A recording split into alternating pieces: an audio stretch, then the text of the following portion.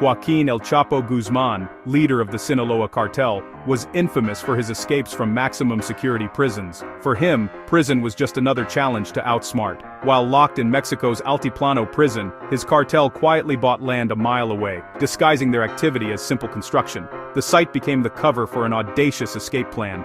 Inside, El Chapo played the model inmate, calm, polite, and never hinting at his intentions. Authorities monitored his every move, but he gave them nothing. Meanwhile, his crew outside worked in total secrecy, moving earth and building something extraordinary beneath the surface. The plan required absolute loyalty, immense resources, and flawless deception. While guards watched him pace his cell, his team was digging his path to freedom. It was a high-stakes game of patience and misdirection. For El Chapo, risk was just part of the game. The heart of the escape was a mile-long tunnel, starting beneath an unfinished house and plunging 30 feet underground. Dug with hand tools to avoid detection, the tunnel was reinforced, ventilated, and lit, an underground highway built in secret.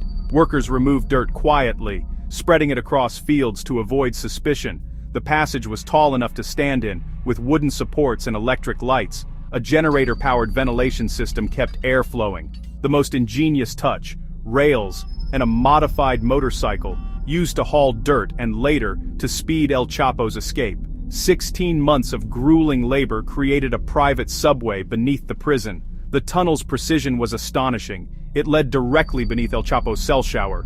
Every detail was engineered for a flawless getaway. The tunnel was more than an escape route, it was a testament to criminal ingenuity. All that remained was for El Chapo to make his move. On July 12, 2015, El Chapo followed his routine, disappearing into the shower, one of the cell's few blind spots. Beneath the floor, his crew waited, ready to open the hidden exit. El Chapo slipped through the hole, climbed down a 30-foot ladder, and entered the tunnel. He hopped onto the waiting motorcycle and sped through the mile-long passage in minutes. Emerging in the unfinished house, he changed clothes and vanished into the night. By the time guards noticed his absence, he was long gone.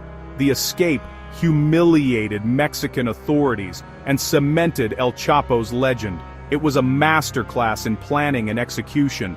The world's most notorious drug lord had vanished again. The tunnel closed behind him, erasing all trace of his path. For a moment it seemed he was untouchable.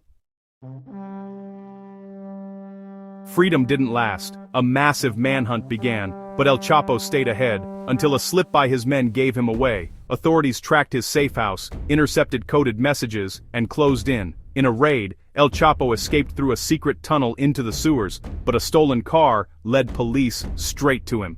He tried bribery and threats, but the officers refused. Fearing a rescue attempt, they hid him in a motel until Marines arrived. This time, there was no escape. In 2017, Mexico extradited El Chapo to the US.